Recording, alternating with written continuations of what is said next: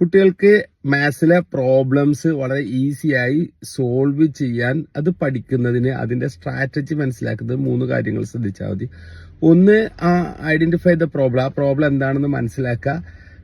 രണ്ടാമത്തെ, അതിന് ഏതൊക്കെ തരത്തിലുള്ള ഫോർമുലാസ് നമ്മൾ പഠിച്ചിട്ടുണ്ട്, അതിൽ ഏത് ഫോർമുലയാണ് നമ്മൾ ഉപയോഗിക്കേണ്ടത് എന്ന് മനസ്സിലാക്കുക. 3, ആ ഒരു പ്രോബ്ലത്തിനെ പീസാക്കി മാറ്റുക, അതിനെ ചെറിയ ചെറിയ പാർട്ടുകളാക്കി മാറ്റിയിട്ട് അതിനെ എങ്ങനെ സോൾവ് ചെയ്യണം എന്ന് മനസ്സിലാക്കി. ഈ 3 രീതിയാണ്. ആദ്യം അത് പ്രോബ്ലം ഐഡന്റിഫൈ ചെയ്യണം, അത് ഏത് സിറ്റുവേഷൻ ആണ്, ഏത് ഫോർമുലയാണ് അവിടെ യൂസ് ചെയ്യേണ്ടതെന്ന് മനസ്സിലാക്കണം. അപ്പൊ നമ്മൾ പഠിച്ച ഒരുപാട് ഫോർമുലാസ് റീകളക്ട് ചെയ്യാൻ നമ്മൾ പറ്റണം.